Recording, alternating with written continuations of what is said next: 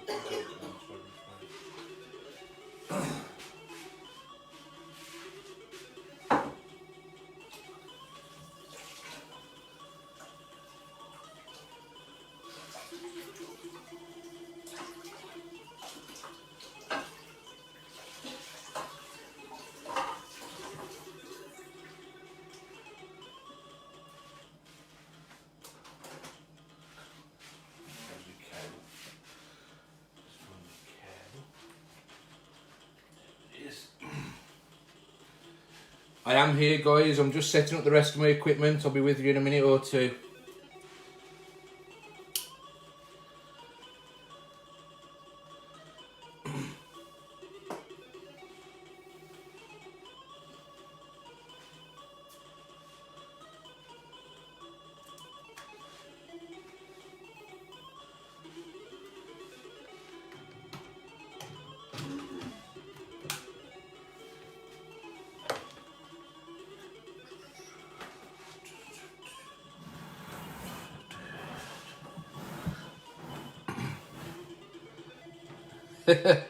Dave, you're not far wrong, mate. I was actually washing up my cup there.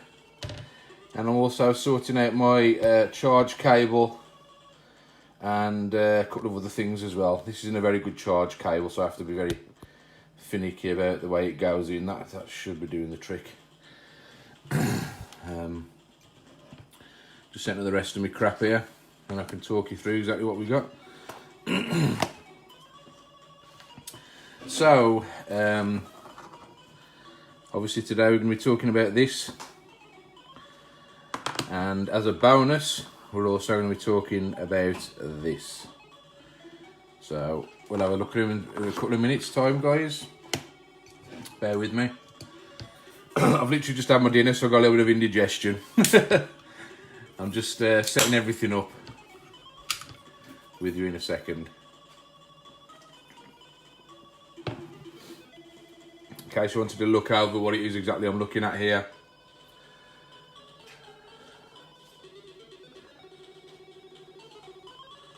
That's my next there. Nice one, Coop. Good old trusty Pepsi there, just to keep the indigestion at bay.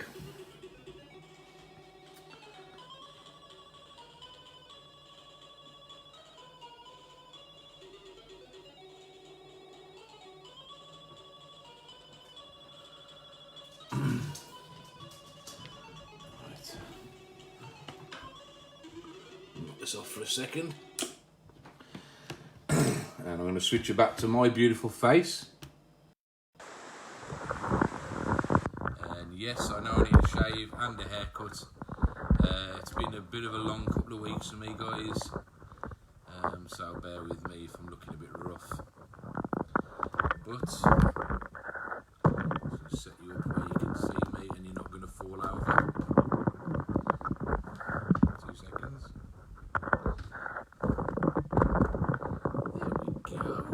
Should do it nicely. Hopefully you can all hear me okay. So, good evening all, how's it going? Welcome to another YamYam retro gaming stream. Hope you've been well. I've had a rough couple of weeks, a lot been going on. A lot of you actually watching this, I've had a lot of messages coming through the last couple of days about various projects that I'm working on, various things that are going on. I've been a little bit busy, there's a bit of family stuff to take care of, and as usual I'm run ragged at my own work, so just bear with me, and I'll get back to you all very soon. There's a lot going on, but you know, run up to Christmas, I want to make sure everything's done, make sure everything's golden, and then next month, remember, we've got Revival Winter Zapped here in Warsaw, our small pre-Christmas meet, and I'm hoping you're all going to be there.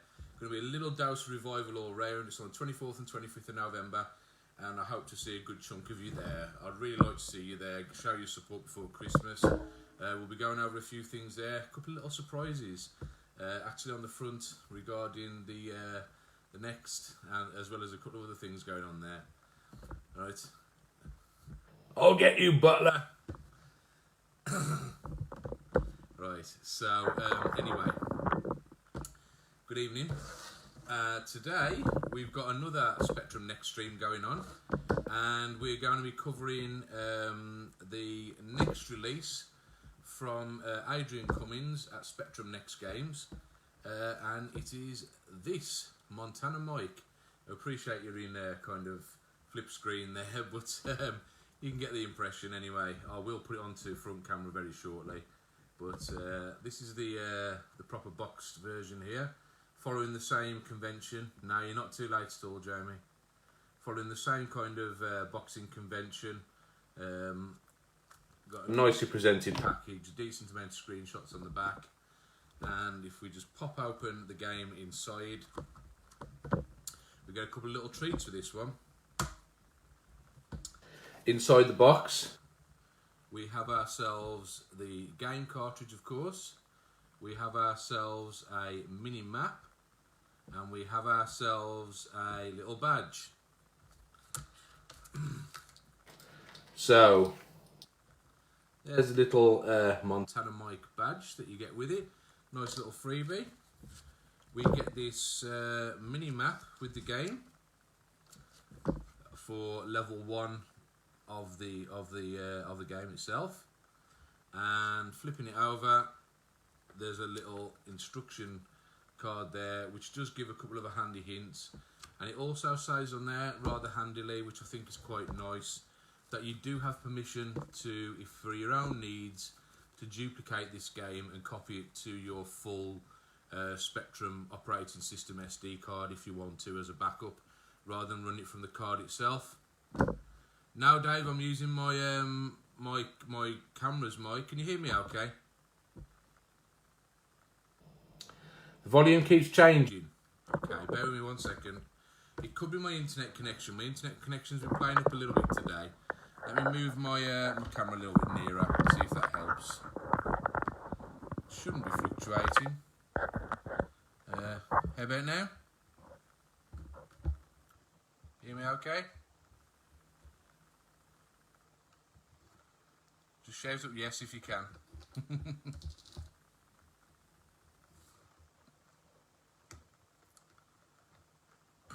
Hello? No change at all. Can you hear me? Well, I'm going to keep talking. No change at all. Can you not hear me at all? Sort of. Okay, right. There shouldn't be any problems with my mic. Bear with me just a second. It's going from quite loud depending on what I'm doing. Okay. I don't know why. I haven't got kids, so I'm not going to be waking those up. Chris, I've just said I need a shave, mate, so I appreciate that. Okay, right, okay, I'll continue anyway. Trying to put me off. So, obviously, I've covered already the first 2 games from Spectrum Next Games. I've covered Dungeonette. I've covered Delta Star Earth Defense, and I've given my opinions on those. They're the first, obviously, commercially released physical games, and you know, I was quite happy with them. I'll be totally honest. At the end of the day, I'm not being paid to do these reviews. I'm certainly not paying, you know, getting sponsored streams or nothing like that. I'm just trying to cover and promote, you know, the I'm trying to cover and promote the Spectrum Next and push the system, and I think it's really good that there's a few games out there already, and they're setting a decent standard for people to follow by. There's a lot of games in production, so I hear. Unfortunately, a lot of those are a little bit obscure in that the developers so far haven't really shown anything of them. There's supposedly, is it 40-something games or something being produced for the system, and of those, we're not seeing too much. You know, I've covered a few others. I've covered stuff from Lampros Patamianos. I've covered stuff from Jim Bagley and Michael Ware. And I'm soon going to be covering some others as well. Mike Daly, I noticed Mike had jumped on the stream. How you doing, fella? Hopefully be covering something of yours soon. Mr. Butler, things that yourself, you're working on. And I'm just trying to give everybody equal coverage on these things. So yeah, as far as the boxing and everything goes, I'm happy with the way they're being presented. I like these small boxes. These are the PlayStation Vita size cases. I think these are nice and easy to stack, and they pair up well, fit nice on the shelf for those of you who are collecting for the system. So yeah, it's nice to see little things included in the boxes. You might have got little things like that. It's the kind of thing, you don't get an instruction manual in physical releases of games today. So to get little things like this, okay, it's not much, but it's cool to have these little things included with the games. And I think it's really cool that people are going that extra mile to throw in something extra for the money. So it's all good. The game is actually out on the 9th of November. So I'm getting a bit of a sneak peek at this. This is the complete game I've been sent. The rest are being mastered as we speak, as far as I'm aware. And they're going to be available from the Spectrum Next website in about, less than 2 weeks now. So the game itself... The game itself is inspired by games like Rick Dangerous. I suppose there's influences there from games like Magic Pockets. I'm sure quite a lot of other kind of cave exploring platformers, if you know what I mean. And, obviously there's a heavy influence there from Indiana Jones. I mean, the titular character's got the whole Indiana Jones get-up on there. He uses a whip for his main weapon. He's got a secondary weapon of a gun, and you're exploring caves, you're searching for treasure. What more can you say, really? Simple premise, simple gameplay, and to be honest, it's, again, as with the other games that I've already covered, it's very, very Spectrum-like, and I think that is exactly what people are looking for in the first releases for the Spectrum Next. There are some games coming out that are a lot more advanced for the system, probably got a little bit more depth and things to them, but for such a prolific producer, Adrian has produced 3 pretty solid games so far. I only received this 2 days ago. I gave this a good playthrough for several hours last night, and the gameplay itself it's pretty solid. It's basic, it's not overly complex. And much like how I praised the earlier games that he's released, the gameplay is very pick up and play. One thing I can't stand about modern games and games as they've evolved in general is that games are too complex. You get into it, you have to go through a ton of stupid options. You have to work out a complex control scheme. You have to work out where the hell you are and what you're doing. And these games have got none of that. It's just boom, game on, turn the thing on, title screen. You've got joystick and keyboard controls set by default. So you just hit fire to play, you're in and you're off. I love that because I'm a big arcade guy, and I think that the arcade experience is something that's been lost in subsequent generations over the years.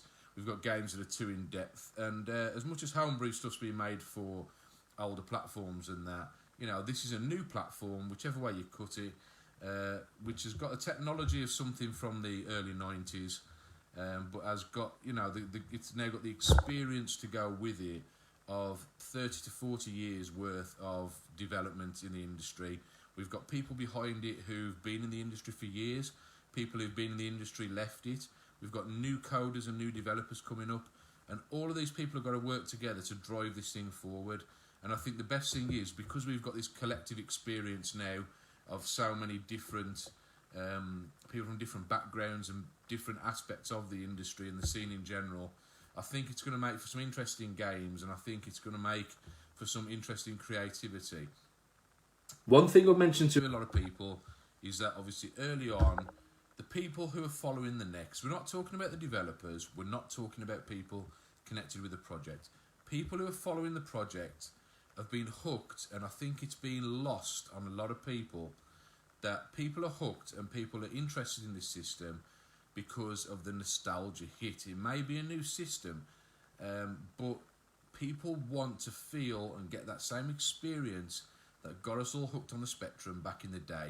That means the knowledge that the games were produced by people just like us, the gamers, in their bedrooms, you know, small collectives, individuals on their own, just working on these games and being able to produce something that's achievable. It's also aspirational because a lot of us out there are looking to get into these and start to code them and maybe make games of our own. And I think that Adrian's hit the right note with his games, including this one, in that when you play them, it's got a very modern aesthetic, but it's also got a very Spectrum-like feel. And that's the hardest thing to communicate to you by video, even when I show you the gameplay. When you play the game and when you experience it, the gameplay feels like any other Spectrum game, and it's that nostalgia hit that is going to sell the games. And there's a lot of my developer friends on here now. I think that's something a few of you may have lost a little bit of sight on. You've really got to reconnect with people. Exactly, Jason's just put a thing up there saying the magic in gaming is coming back. It's about that aspirational, you know, we are, you know, collective gamers who kind of exist in our own little bubbles. The Spectrum was, you know, it was the working man's computer, you know. And I think if you can't lose sight of that. Everybody's connected to this. Everybody's following this because everybody's getting that nostalgia hit from this. And what they want to see right now, they don't want to see super groundbreaking.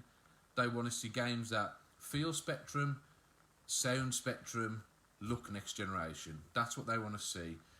The development will come with time. If you think about any system that exists out there, right, the games that come out when the system is first released in the first 12 months, compare those to those that come up at the end of the system's lifetime, and they are worlds apart. You take Super Mario World on the SNES, and then you take Donkey Kong Country, or, you know, Killer Instinct, or Star Fox. They are worlds apart in what can be done, and I think the next is going to reach that potential. And I think right now it's important that there are people out there like Adrian who are driving forward this basic gameplay, get them out there, get people hooked. How's it going, Stacey? You alright, mate? Are you in town? Nice one. And I think that Adrian's driving it forward and helping build the hype for this system at a time when it's needed. You know, we're not seeing that much coming out of the studios. We're seeing some teasers, but they're not going to be ready for some time. And yes, some of the games I've seen are going to end up being a lot more in depth. But Adrian's games are hitting the right note right now, and people are absolutely loving it. I know the sales figures for these games, and I know that, you know, probably 1 in 4 Spectrum Next purchasers have got Adrian's games, and I'll be one of them to continue to buy them. I do like them, and as a collector, I'm going to want to build a full library for this system. You know, some of the games are to my taste, some of them won't be. And as more games come out, okay, maybe these will seem, you know, worlds apart from, you know, what will eventually be produced. But right now, they're bang on. So, anyway, talking about banging on, I'm banging on. It's just a few thoughts I want to give you before you see the game to kind of set you in the right frame of mind to view these games. If you're a casual gamer, you're probably already in the same place that I am when it comes to looking at these games. You're going to have the same opinion as me, and most people who are buying the Spectrum Next feel exactly the same way who I've spoken to. I think it's getting a little bit lost on maybe some of the developers and some of the people a bit closer to the project. And it's not a criticism to anybody, but I feel that the whole thing about the Spectrum is about people coming together and sharing their ideas and squeezing the power out of this thing and see what it can really do. And I think we should continue down that path. And I think that you've got to give Adrian his credit. He's banged out 3 titles in a very short space of time, and they are not, you know, I don't think it's fair to discredit the games as I've seen this week, because I think they're top games, and I do think this is another top game. So anyway, we're going to switch over to the TV now. I've had a little bit more ramble, and I'm going to show you the game. So let's around, get my unshaven ugly face off. And as you can see, I've got a few things set up here.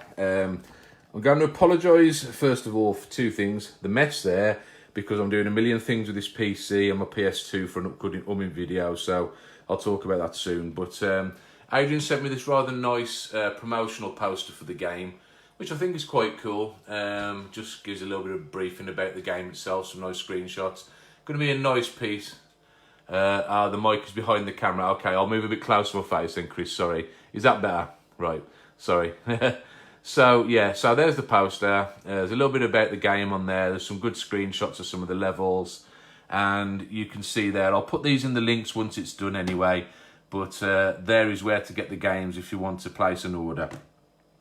The first two games are also available there. Extra runs are being done of those for a limited time. And all of these will be available as digital releases. I'll give you the prices and everything once I've finished with the video. But for now, I've got my Next set up here. Obviously, a lot of people ask if I'm doing these for emulation or otherwise. Now, this is a genuine Spectrum Next. Is it the 2A development boards? I bought this, which had already been retrofitted into a original 48K case by my friend Zeb. And, yeah, and it was all pre-done for me. However, there was a little bit of a problem. The problem is that it still had the original keyboard membrane, and I had some issues with the keys in my past videos, which I'll keep apologising for. I tried to kind of get ahead of myself and try and look a bit more professional. I took it apart last night to try and clean it all, and you can guess what happened. Anybody out there who's ever serviced a Spectrum will tell you that the ribbon cables on these are absolutely paper thin and built like shit, and sure enough, I managed to tear off pretty much completely one entire ribbon, so my keyboard no longer works on here. But thankfully we do have the PS2 socket at the back, and I do have a good stock of PS2 keyboards, so I have got my standard keyboard available here to control anything if I need to. I shouldn't actually need to now, because as you'll see in a second, I've updated my Spectrum Next now to the full, is it the gold OS release now, I think it is, and firmware. So everything should be operating exactly as it should be. I'm just going to move a little bit closer, and then I'll keep my head close if you've been struggling to hear me. I'm just going to set this up for best position, guys, so bear with me 2 seconds. And yeah, I'm just shuffling myself around. Pop that on. Or attempt to. Got dodgy buttons on the TV, which doesn't help. And yeah, and then we've got the game card here. I did have some problem with the first couple of games. These games have been made to completely self-boot, so much like using a cartridge-based system. You can just put the game in from the start, power it on, and it will auto-load into the game. With the first couple of releases, there were some changes going on with the operating system and firmware which weren't well documented, and I had some problems trying to self-boot the games that way, and I think they've now been sorted out because Adrian's unified his the games themselves with the operating system and the latest firmware, and these will now self-boot. So we pop that into the side of the Next, obviously. Hit the power switch, and obviously I've got an inline power switch. Everybody who's getting the Spectrum Next, I strongly recommend you get yourself one of these. And we should get the standard startup. Have me a sip of pop. I've got really bad indigestion after my dinner.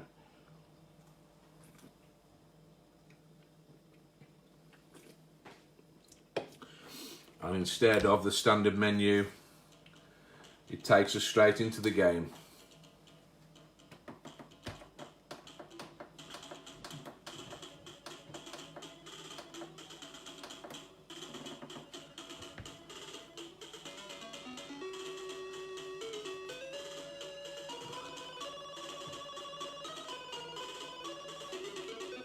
And we've got a nice I suppose Indiana Jones like inspired music on there, and just like the other games, it's set up for default controls, which are given in the instruction booklet. I couldn't tell you exactly what they are because I don't bother using keyboard. I hate using a keyboard.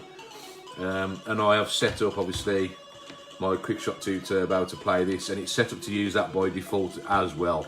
So I'm quite happy about that. I'm going to turn it back down a bit now you've heard the title music, because there's no other music in the game. There's no other music in the game. It's just on the title screen. God, this TV is so naff. There we go.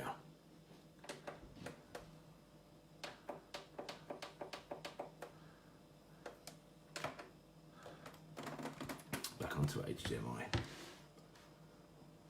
There we go. And at least you can hear me talk while I'm doing it. YamYam, not YumYum, exactly. That's right, yeah, the version 1.1 core. I think that's the latest one. Oh, am I not on the latest core, Mike? I thought that was the latest core. I'll double check that and I'll get that going. All I know is right now this is all working. I did the last update. I may have missed one of the announcements. I've had a busy couple of months. I've not been too well. I actually kind of switched off from social media for a short time. So maybe I missed one of the updates. I will update that. But everything's working as should be at the moment. A lot better than it was doing a couple of months ago. So I'm quite happy about that. Yeah, exactly, Zeb. So getting into the game anyway.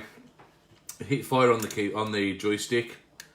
Takes us in. You got your little premise there. We are basically treasure hunting in this game. So it's just basically a collect 'em up platformer with a slight adventure / puzzle element, I suppose, to it.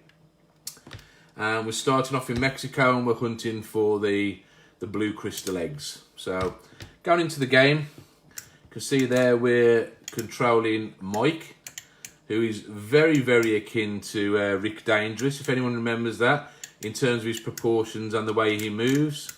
I do know during development, Adrian took on board some comments about changing the way the backdrop colours existed to make things more prominent, change something slightly about the walk cycle and the jump cycle for Mike, and I think it's actually improved it for the better from the early screenshots that we saw. But I'm quite happy about this.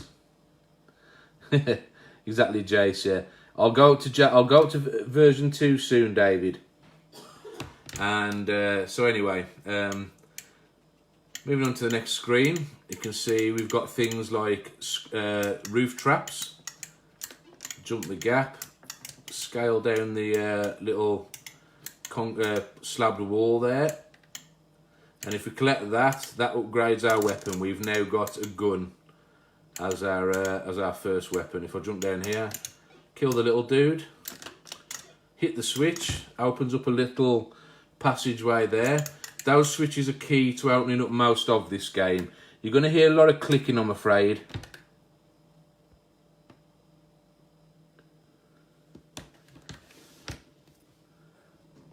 Right, I'm going to move a little bit closer for the sake of this.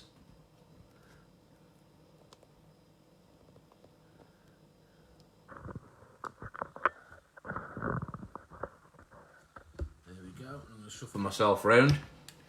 And I'm going to try and play this as well as read your comments, guys, so bear with me. And bear in mind there is a slight delay.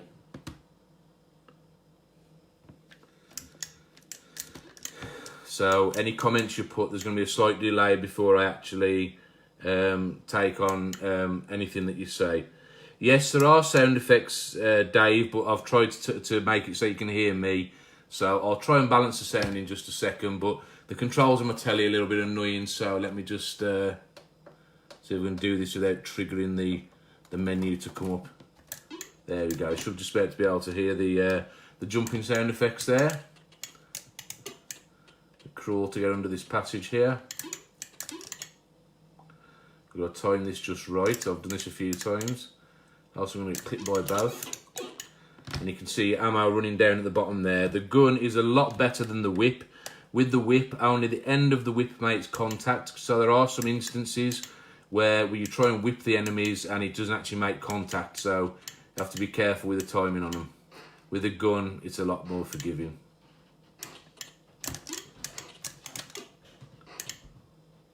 Another ceiling trap there. You have to carefully watch out for those because they're quite concealed. I'll jump this gap.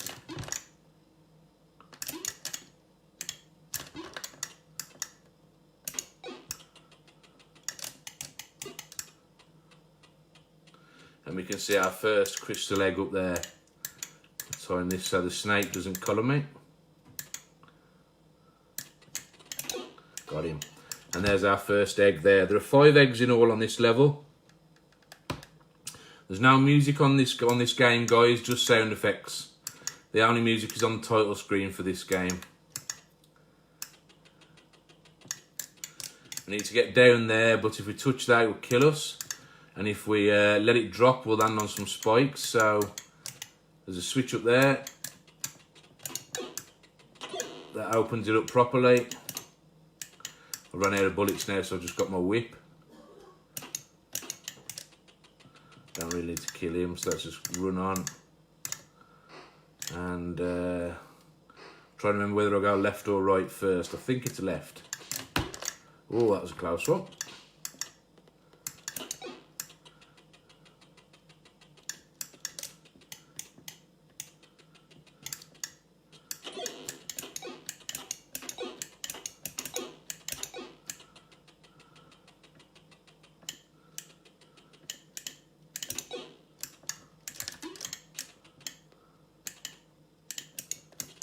Go down first, I think.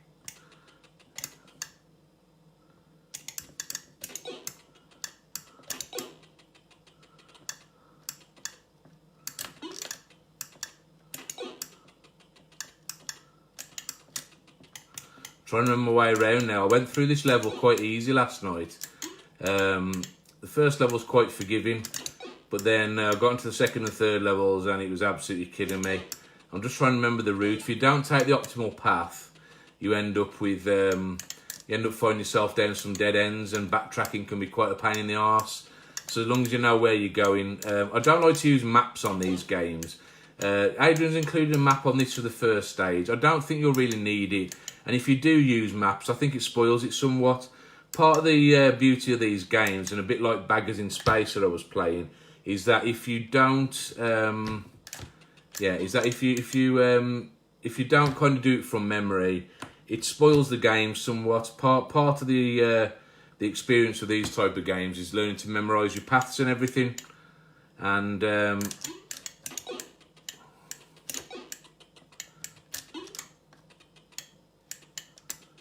don't really want to get clipped by that.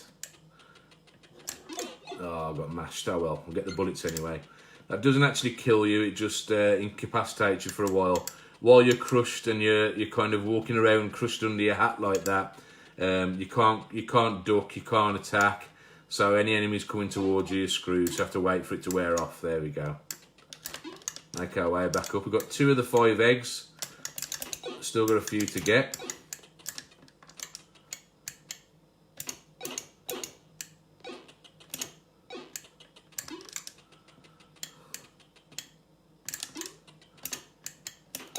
We've got a decent range of enemies on this. I'm quite liking the aesthetics of the backgrounds and everything. The character control's pretty good. You know, it's all about adjusting to the particular game that you're playing, and you know, each game feels slightly different. If you've been playing a different platformer up until now, or you've been playing a completely different type of game, when you switch to this, it might feel a bit alien. But I find that with all games anyway. You know what I mean? Control is fluid. I'm quite happy with it, and it feels quite precise. You know, you've got good control over your jumping. You can jump and adjust yourself in mid-air. You can jump distances when you're taking a run. You know, it feels pretty nice. Just going to have a quick look at these. Yeah, cartoon-like.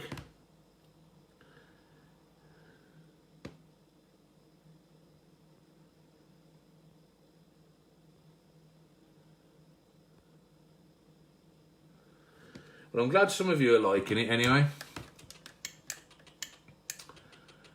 Oh, I missed that. See, I wasn't paying attention then because you guys distracted me. I missed the roof trap.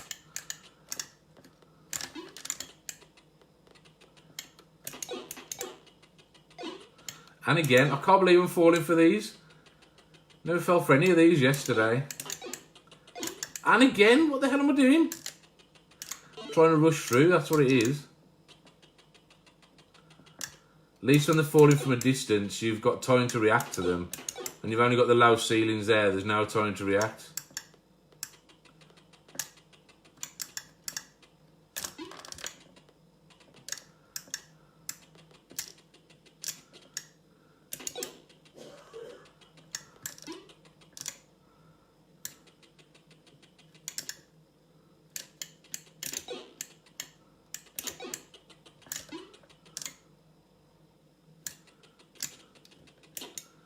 I've only got one heart left. I've got to try and get 2 eggs. I've got a feeling I'm not going to be able to do it.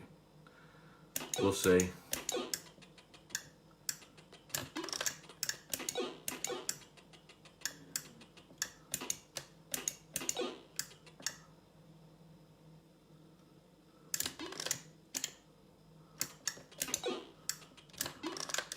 Got to try and find a heart from somewhere if I can.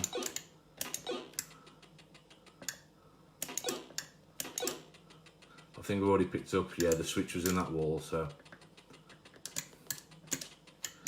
Make my way back. I think there's a heart a bit further over on the stage towards the next egg.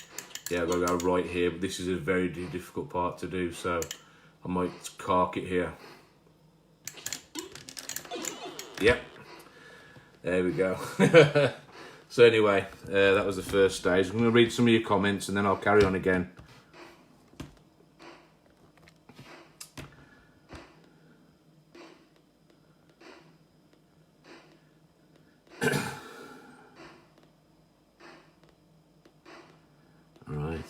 Yeah, I'm very happy with the graphics and everything on these days. The styling is very much like the first couple of games that Adrian did, and I think they suit, you know, that they're very indicative of what the Spectrum can do. And I do like the stylings, I like the proportions of the sprites and everything. Yeah, I'm quite happy with that. Yeah, there's no stage music. That might have been a nice touch, but I think that the game's adequate without it.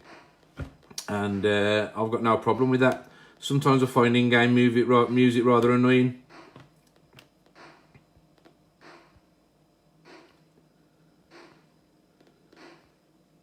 Yeah, thanks for taking the piss out of my accent, guys. Like I say, I have just had my dinner, so if you hear me doing a few little hiccups and belching, that's why.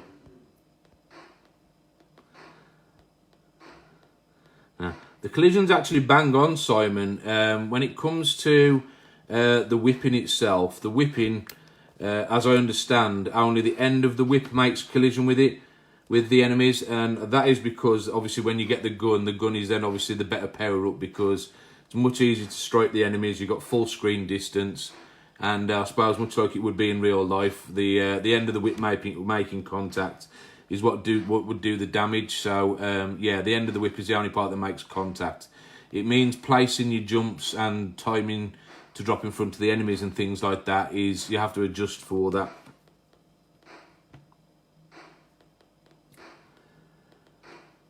Some of the walls are a bit confusing. I think it's an offset perspective.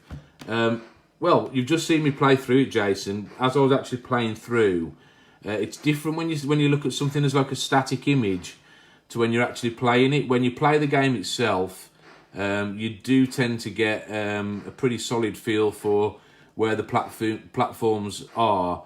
There's nothing really ambiguous about the where you're standing and what you can make collision with and what you can't, you know.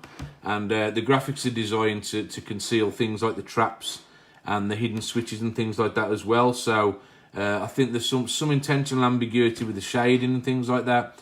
But as far as actual gameplay goes on the stages, yeah, it plays perfectly fine.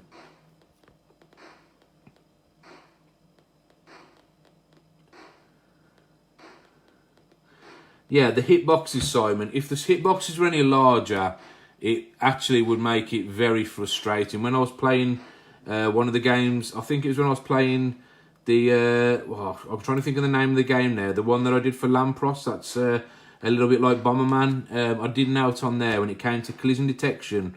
I think with that they were going with like a solid 16 or 8x8 or 16x16 block for the collision detection, and it actually made for instances where unless you were pixel accurate on the contact, you were dying, and it made it look like although you could get away with it, you were actually dying even though it looked like you weren't touching them. So angry bloaters, that's it, sorry. Yeah, so with this, you have to actually be like very close on touching the pixels of the enemy or the weapon that's firing at you to actually die. Yeah, it does allow a little bit of play in that, and I'm quite happy about that. It gives us a bit more of a precise feel, and I prefer that. Walking into the wall. Now, walking into the wall, Jason, yeah, there's hidden switches. That's why I walked into the wall.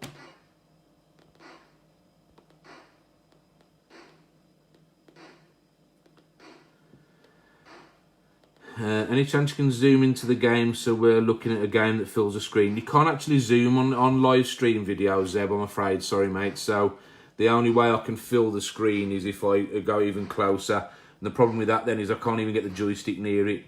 I can probably get about this close, but I can't actually zoom in. You can't do it on the system itself, and to my knowledge anyway. And I can't zoom the video in once I've started a live stream, so... At least not that I'm aware of.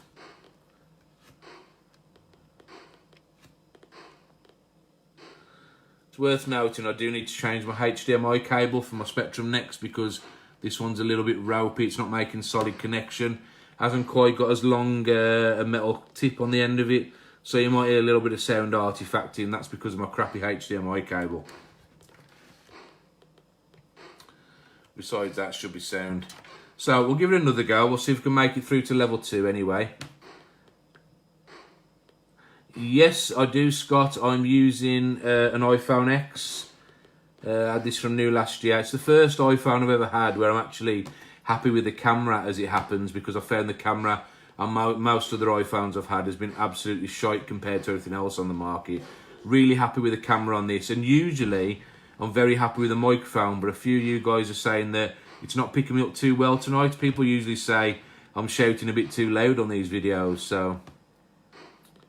Right, so let's give it another go anyway. If you have any more observations, please be sure to point them out. I'm going to talk a little bit about what I think of the different games that are coming out as I go along anyway. But I'm going to try and get through the first stage or two, just to show you a little bit more of the game.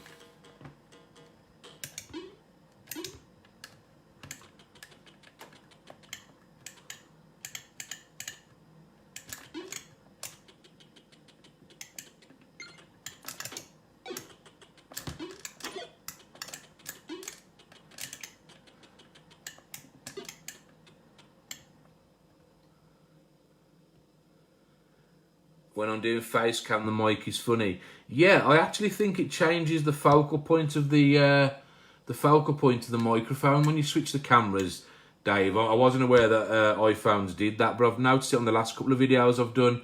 When I switch from, even though I'm the same proximity, when I switch between selfie cam and back cam, it sounds slightly different, so it must change the focal point. I don't think it's that dirty, David. I've got to be honest though, I did make the mistake very recently of dropping my phone in the sink while there was a lot of water in there. But this has got a certain degree of waterproofness, unlike the other iPhones. So I rescued it in time and it was absolutely fine. Not anything wrong with it. Interesting point, everyone says how fragile iPhones are. I've had several now and I've never actually managed to seriously damage any of them. And even this one, like I say, which I've dropped in water, I've not managed to damage, so quite pleased with that fact.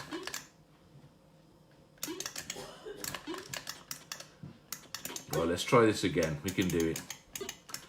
I've really got to clean the contacts on my joystick. It's a slightly iffy.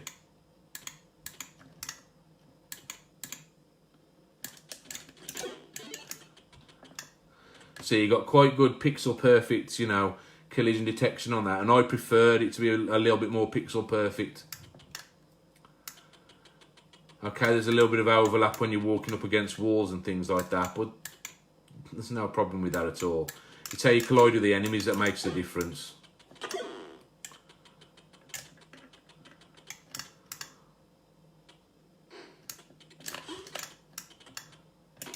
See if we can do this without getting killed this time. I'll remember, obviously, all those roof traps are there.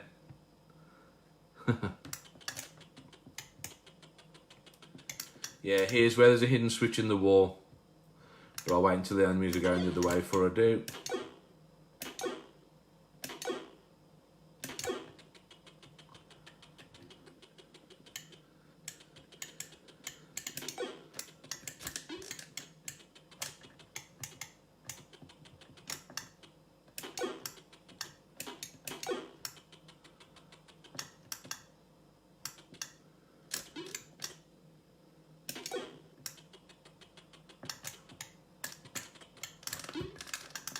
And now there are some heart pieces there, because I've got like 3 parts of energy there. I think there are some heart pieces concealed in the walls. So every so often, you might notice me butting up against walls. That's because I'm searching for those heart pieces. I can't remember where they are. Like, in fact, I think there's one at the end there because the snake just rolled into it. Yeah, there we go. It's put me back up to 3 heart pieces. I'm moving on to the second level now, Mike. Well, should be.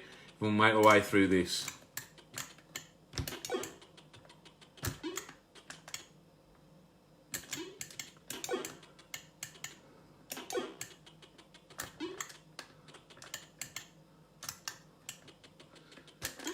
Oh, you can actually jump that. It takes precise timing, but you can jump that boulder.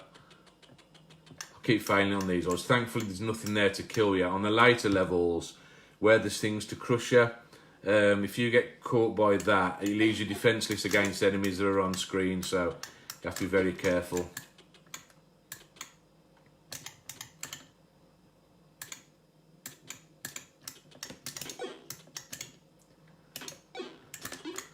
So the gun is a lot more reliable, so when you've got ammo, you want to try and utilise it as best you can. Right, now the ceiling trap's down here, I'll remember this time.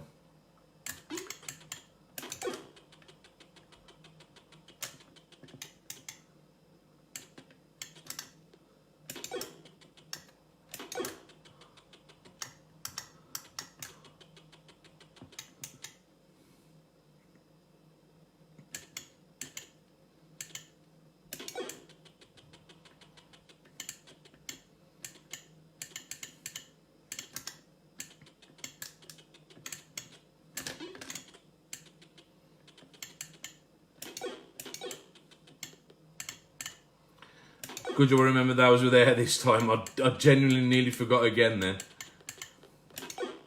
And one more there. I'm glad I'm actually paying attention this time. I've actually got 3 hearts to walk away with instead of 1 like last time I left this area.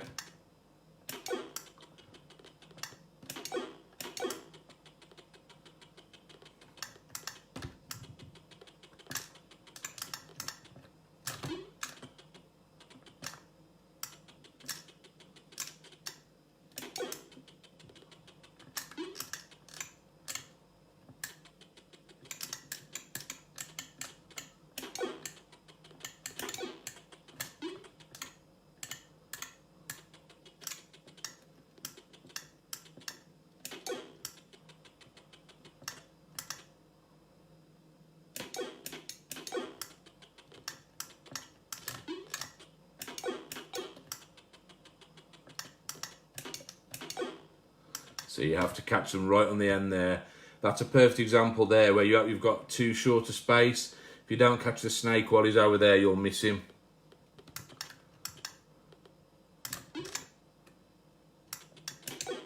Same again there. Nearly made the same mistake again there. He was quite close to me.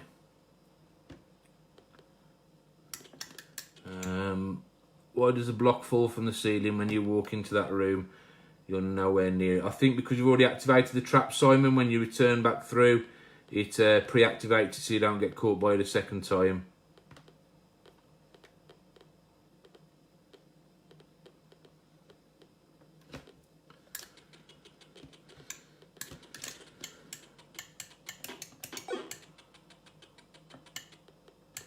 Like I say, I'm no expert, I'm just telling you what I know, and this is what I'm guessing at a lot of what I'm saying here, but a lot of it makes sense to me.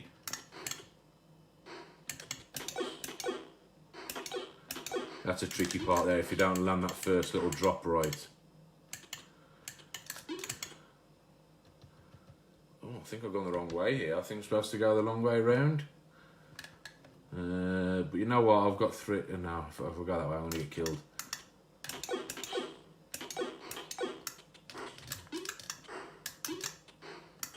I think I missed a turn in here.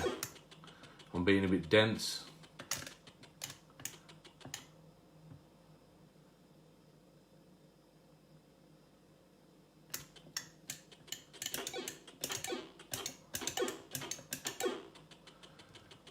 Have I missed a turn in? I'm just being stupid.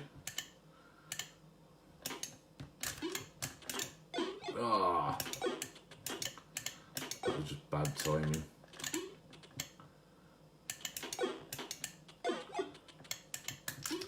Oh, I'm all over the place now. I've lost my mojo.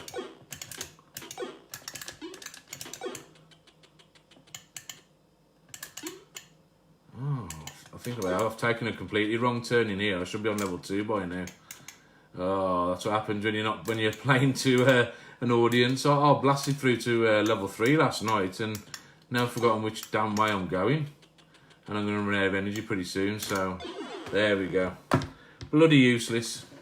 My bad. Yeah, I had that perfect last night. So this is where I say, when it comes to the exploratory part, you've got to kind of memorise your maps and work out which way you're going. If you do things in the wrong order, you're going to make your way to the wrong part of the stage first, and really you need to be taking it in a particular order, else you're going to be doing some mega backtracking. If you haven't got enough energy, you're going to be pretty stuffed at that point. I'm trying to get past level 1, Mike, I really am. So, right, we'll give it one more whirl and I'll see if we can take a better order this time. If we can take a better order, then maybe I'll get it right this time.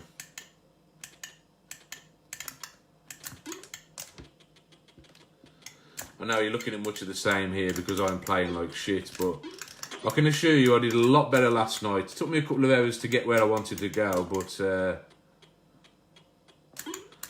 I'll try taking the high road first this time before I go down.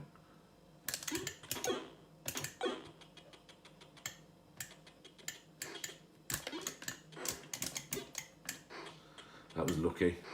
My joystick is seriously dodgy. Ah, right, this is what I should have done. I should have gone right first, I forgot. And this way I can pick up an extra heart as well.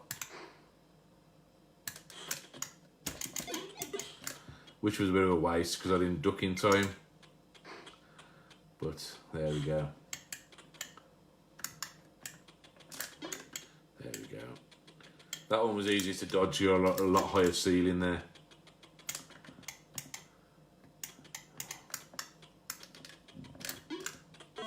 There's the first egg. Yeah, I definitely should have gone this way first.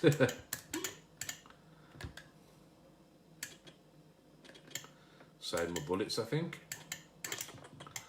Only got one bullet there, but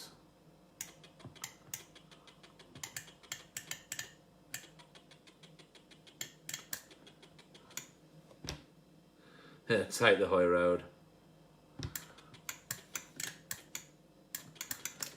As far as challenges go, Mike, you know, the other stages are very similar to this. It is very much a collect 'em up kind of game. Those kind of games are the ones, you know, you either love it or you hate it. But me personally, I do enjoy these kind of games. It's the exploration part of the games that makes these games what they are for me. And I do enjoy finding where I've got to go and everything, rather than challenge being in the actual enemy attacks and things like that. So yeah, there's different enemies, there's faster traps, there's a few more pitfalls and hidden traps to fall down.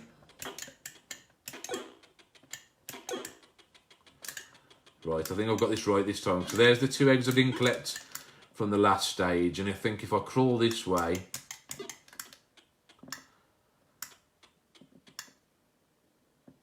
yeah, I can't actually go, I don't think I'll actually go up that way.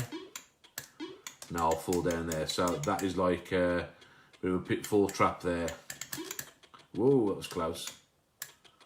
So I've got to backtrack now, and then I've got to take the path I was taking on my previous 2 journeys. So yeah, I got it completely wrong the first time. So this is where the kind of the trial and error comes in it, because you think you've got it kind of mapped out in your head, but then when you go back to it, if you don't complete the stage in the correct order, you're going to die, because you're going to have to go on a bit of a big backtracking mission, make your way back, and find out obviously that you've got to face all those enemies, and you might only have 1 or 2 hearts left. So the challenge comes in obviously replaying, trying to find the right path, make your way to where you need to go first, and then that's the way to progress on. So now we'll take a left turn.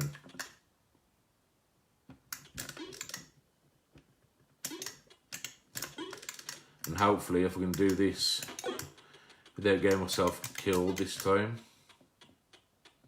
we should be able to make it to the end of level 1 onto level 2.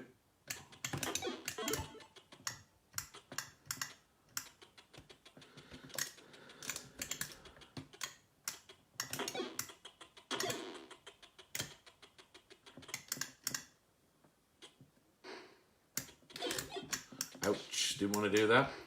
Got a little bit cocky there. I'll get on my return trip. So hopefully I can hang on to these hearts long enough.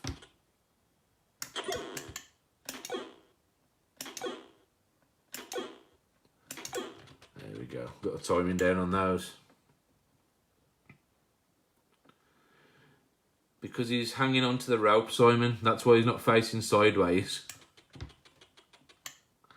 He's hanging onto the rope the same way he's hanging onto a ladder.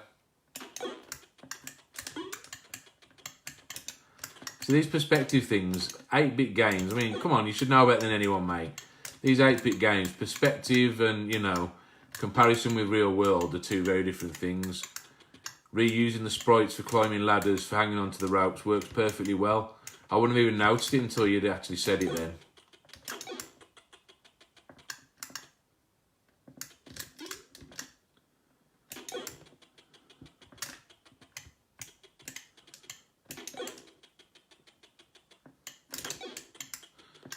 Lucky, it's a wonder my whip actually hit him then. I didn't think he was actually going to make connection with that, so I've just got 1 egg to get, and then we're on to level 2. Hopefully I can get there without making too many mistakes like that. That wasn't good.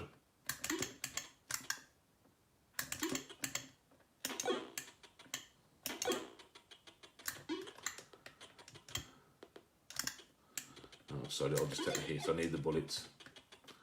At least I can use those for the return trip up the ladder now. Might make it easy getting to the last egg.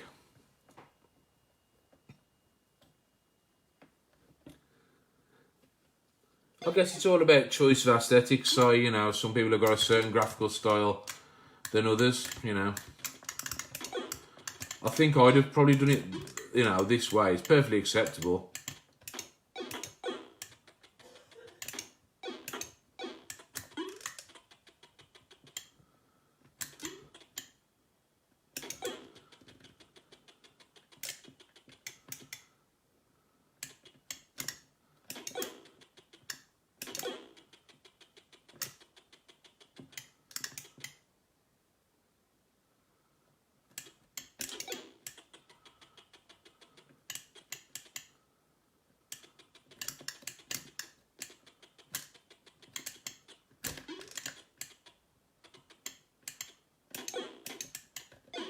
Crap. Come on, don't lose all your bloody hearts now. Right before the last egg. And there it is. Yay, thankfully got it.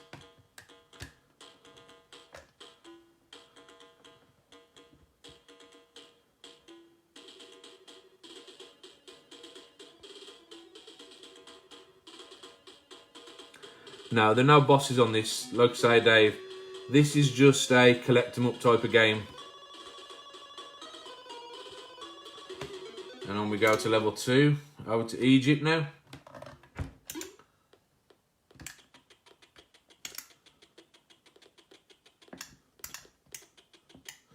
This stage took me a few tries trying to remember exactly where the hell I was going. did manage to get through it eventually.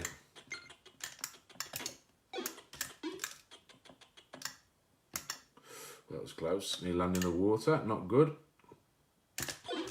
And then I did again anyway. Really got to clean this joystick. I'm blaming the joystick.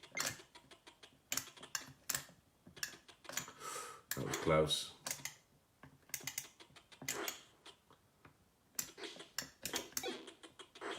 Things do start to get a bit more tricky now as you first enter screens. You got to be careful because there are quite a few pitfalls and traps. And if you haven't got your wits about you, you're going to get nailed straight away. Just going to flip my charge around on here, guys. Doesn't appear to be charging properly. Wait me a second. Should do it.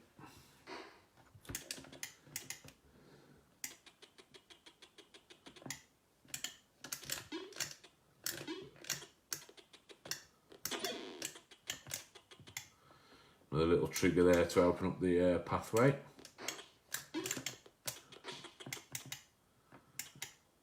Now this way it starts to get a little bit tricky because I've got to drop off this ladder, try and avoid these two guys and duck in a very short space of time. And there's a slight delay before ducking, so you've got to time it just right. See if we can do it. Like I say, it doesn't help that down on my joystick doesn't work very well.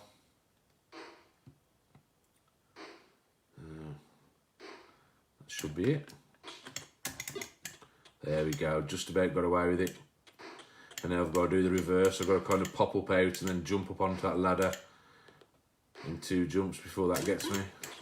Whoa, that was close. Got to have your reflexes on for this one.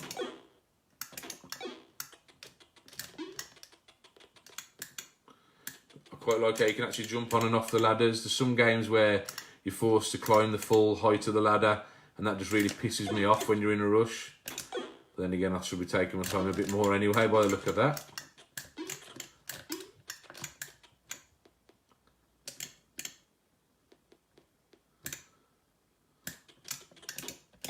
Oh crap. I thought I still had my gun, didn't realise I had my whip. Dick move there. Grab the chalice or wherever they are on this level. I think they're cups on this one. At least I got my gun back anyway. Right, again, gotta be quick here. If you try and climb the ladder too quick there, you'll get caught by that arrow. I know from past experience. And looks like a dead end there, but switches in the wall there. It's quite a long jump to make there.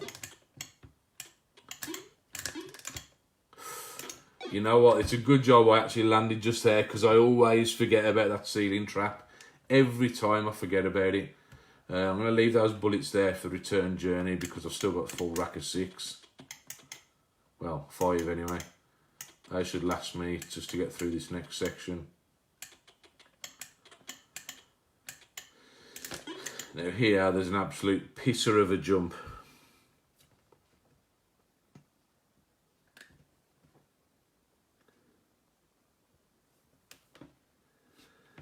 Well, yeah. I mean, there could definitely be a little bit more in there, but with each progressive stage, the maps get bigger. The routes you have to take are a lot more convoluted and a lot more difficult to navigate. I make it look easy because obviously I've played these levels a couple of times and I'm still getting my ass kicked because I'm not concentrating. So each level gets longer. Each level you have to watch your path a lot more closely. But as far as new challenges go, not really. You think about a game like Bomberman, for example. Bomberman or Bubble Bobble, you've got the same enemies, you've got the same challenge, you've got no real power-ups per se, beyond your standard power-ups that really differentiates between the stages, and yet you've got dozens and dozens and dozens of stages on those where you've got the same type of gameplay for each stage. think about a beat 'em up. Think about a brawl game. Beat 'em ups and brawl games, you've got the same set of moves from the very start of the game till the very end. Even though the end of the game could be an hour and a half worth of bashing buttons away. It's different strokes for different folks, guys. I mean, you've got to remember this. And like I say, I know you guys aren't trying to be critical, but I'm not trying to be critical either when I say that I think with some of you guys who've been devs for many years and you've been in the industry working on, you know, various big games here and there, or, you know, some top, you know, grade A titles, the expectations of what people have wanted to see have come with corporate instruction and also with a changing face of gaming through the generations. Now, when it comes to the Spectrum Next, people want to return, you know, it's not just a cliche. People want to return to that simplistic gameplay. And that means returning to a style of gameplay where you got an instant premise, which you hook onto, an instant style of gameplay, and you just want a little bit more of it to continue playing. Now, with this game, you're saying there's no new challenges. That the entire challenge with this game is that each map gets bigger. You know, the jumps get more difficult. The windows for pathing your way through a stage get narrower. You know, the challenge is coming in that. The actual gameplay remains the same. And obviously, you're not working to the same restrictions as an original Spectrum where you had limited memory and things like that. But I think, you know, with these early releases, it's not about taking things to the max. That's why these games feel very much like classic Spectrum games, because the gameplay is simple. It does hook you without actually playing them and looking at it from a casual gamer's point of view. I don't think anyone can really make that judgment. It's easy to be critical from a distance and easy to be critical from you know, a creative or a coding point of view because you have that experience. But from a casual gamer's point of view like myself, who's very into the games and loves the history and everything, I can see exactly what Adrian's gone for with this, and I can see the kind of games that other casual gamers, other Next enthusiasts, other Spectrum enthusiasts are expecting to see. Your expectations are probably far higher than what a lot of the people currently interested in the Next actually are at the moment. So I can understand why you're thinking, you know, your games may have a lot of extra detail that some of these get. There you go, I made that jump this time. May have a lot of extra detail that these games don't. But this is what people are expecting. When people picture the Next right now, yeah, exactly, Mike. Yeah, you're being subjective. Yeah. When people see these games, it's capturing the imagination. They're looking at this, and it's capturing exactly what they think embodies the Next. It's newer graphics, it's newer sounds, but the gameplay is familiar. Do you understand what I'm saying? This is where, you know, I've spoken to a few of you guys, and this is where I think maybe that you've lost sight. It's just that your expectations from people you've worked for in the past, and probably for yourselves as experienced coders, has really gone up as the years have gone on. Now, part of the whole thing around the Spectrum in general and the Spectrum Next is that people want to capture that bedroom coders kind of feeling. People want to look at these games and think, you know what, I could do that. And that is what is inspiring people. It's making these games not only inspirational, but aspirational. Yeah, it is, Mike. It is. It definitely is. It is good to see more per level, and it is good to see things progress. I suppose it just depends on the aim of the game you're going for. I mean, I'm not gonna pretend that you know, this has probably got the same kind of exploratory potential or nearly the level of detail graphically as something like Warhawk. You know, because with Warhawk, you know, the bosses are very progressive. You know, the fine details, as I discussed in my review of your game, where, you know, like the flashes on the enemy bullets didn't quite sync up and things like that. It's those finer points. I think with you guys who are working in small teams, you've got the capabilities to do. the way I look at this and the way I look at Adrian's games in general is Adrian's games are the first of the kind. These are the ones, like I say, these are capturing people's imaginations. They're getting out there early and they're kind of demonstrating, embodying what the next is in a lot of people's minds. The games that you small teams are working on, like you and Jim or Mr. Butler and John and you know, Mike and people like that, is that you're working in small teams with a few more people collaborating. You've got more time to apply to each aspect of the game and each of you to focus on different things. I mean, I've worked on my own game and it was very basic and it was a big little learning curve and I still don't know anything about coding, but from a design point of view, I had it very firmly in my head the way I wanted it to look. It probably doesn't sound and feel the way quite I wanted it to, but in my head it was the way I wanted it to be. And again, I'm not going to pretend that anybody else is so far ahead of that. But like I say, I think this is a perfect early demonstration of capturing that Spectrum feel, but not taking it to the next level, if you know what I mean. What Adrian's done with his games, the way I interpret it is, they are very much a Spectrum game in a next clothing. Do you understand what I'm saying? If you look at some of the early games for the Spectrum, you know, the standard Spectrum, the early games for the standard Spectrum were bad arcade ports using limited palettes. You know, they had to refresh the whole screen, making them very slow or flickery. And there was no real depth to a lot of them. And then people like Joffa Smith would come along and, you know, Joffa Smith would come along and they would find some new coding way to make, you know, a screen refresh a lot faster. You know, they would add a level of depth that would bring it close to an arcade conversion. But again, Mike, you know, like I say, as a player yourself, you might be a bit miffed to see more of the same when you enter a new level. The expectations are very different for Joe Public, for yourself. Whether you're conscious of it or not, your expectations are probably very different to the people who are watching the next, ready to buy it right now, if you know what I mean. And there's nothing wrong with that, you know. I mean, personally, I think the very premise of a first-person shooter is ridiculous and for gun-toting nutcases.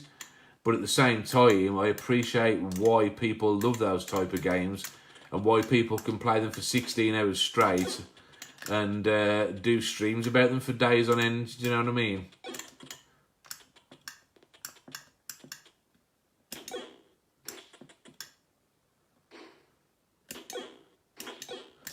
But yeah, I mean, I think with time, you know, there's going to be a lot of games out there that they're going to exceed these kind of early titles in a lot of ways. But by no means is this like a bad game at all. I very much like this game. Yeah, exactly. There you go, Mike. Joffa was a star when it came to his coding tactics. Yeah, Jason's just said there, Mike, actually. Going back to a time when games were not perfect, they had their quirks. Whether that was due to hardware limitations, coding time limitations, or whatever, it seems counterintuitive, but it sounds like a cliche, but it's that charm that people are really cottoning on to. And, you know, for better or worse, Adrian's games very much embody that. And I'm a big fan of that, and I think a lot of the people are. There you go. Jason's just said he's waiting to buy this game. And it's a game he'd buy based on what I've showed here, you know.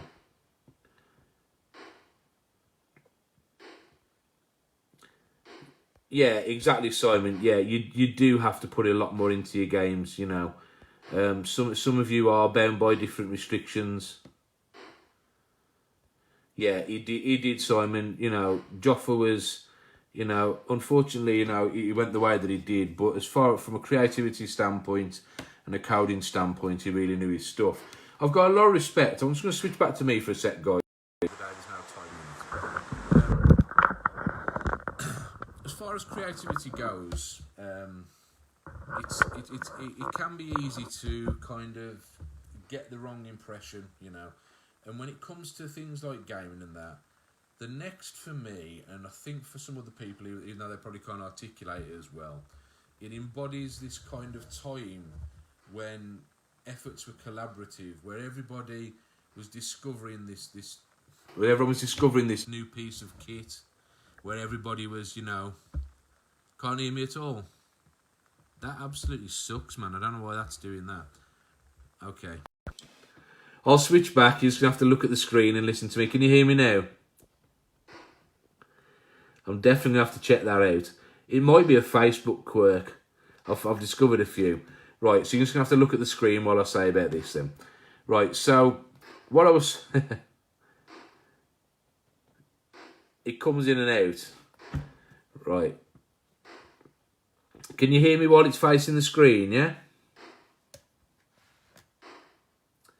Put my hand behind the back of the mic. Right, okay. Let's try and do something funky here. Right. So, can you hear me okay, yeah? Good stuff, right. So, what I was saying was, the Next itself, it embodies an idea and a feeling of the 80s. I don't know if it's the same way for everybody, but certainly for me, it kind of represents a time in coding where people were collaborative. They were working with something that hadn't really been given a chance and seen before, and it gave, let's not beat around the bush. It gave schoolboys something to do in the bedroom other than wanking. You know what I mean? And it kind of gave this impression that, once the first few games started coming out, that anybody could have a crack, anybody could make a game. And regardless of what one person's experience is in an industry, how they kind of put them out there depends on where they're coming from a certain standpoint. And I think that a lot of you guys have been in the industry, and you were there. We were kind of aspiring to be you guys, back in the day. We wanted to be able to create games like you. And I think part of the attraction with the Next is that we now think that we can do something, and people like Adrian, who haven't got quite as much industry experience as some of you guys and a certain way of doing things, he's really connected with a lot of people on the ground level, and has really kind of tried to gather input, even when he hasn't got inside information on, what's going on with the firmware, what's going on with the hardware. He's very much not part of the club, if you know what I mean. And that is something that's aspirational, because the people like me who just want to buy their Next and give it a crack, even though obviously Adrian has some industry experience, the way he's connecting with people makes him feel like one of us, and that is something that is hard to communicate, and it's something it's hard to feel unless you're one of them. Yes, I know he has, Simon. I know he has, but not everyone had the privilege of working for such top-end companies as yourself, and not everybody, has been as lucky in the industry as some of yourselves. I know some of you, in recent years feel a little bit behind, but yeah, so, see, I mean, guys, if you're looking at this chat now, I mean, you look at the comments of someone like Gary there, or Jason, some of us have touched on coding, some of us have got friends in the industry, some of us have got friends out there now developing for the Next. We very much, we know where this is, where these games are coming from, and we're still intrigued in them. It's like, I suppose you could kind of call it being on the hype train, right? I'm a kind of person who hates hype. I hate it when people come out and say, watch this program, it's been talked about in all the magazines, watch this movie, so-and-so gave it 5 stars, and people watch it in their droves. Most of the time, unnecessarily so, but then there's other people who jump on the bandwagon, and just to kind of fit in will say, oh yeah, that's cool because I've heard that it's cool and everybody's watching it. When it comes to these games, people aren't on that bandwagon, but people are coming from the same standpoint. And this early on in the next life cycle, people just want to play games, and they want to see you developers I think they'd like to see some of you experienced developers kind of put aside some of that industry rivalry that might have been there in the past, because there is a few quid to be made by all of you in this, and nobody's going to object to that. And the bottom line is, right, but people aren't going to buy absolute shit. People aren't stupid. But when you're talking about the price of next games, right, at £5 digital downloads, £10 or £15 physical releases, right, people spend more than that on throwaway shite on the virtual consoles or the PlayStation Store on their PlayStation or their Xbox. And yet, so to actually pick up, a physical game for a brand new console, which, kind of, it looks good, it feels good, it's hitting the right note at the time when it matters, and to have something for your collection is not bad.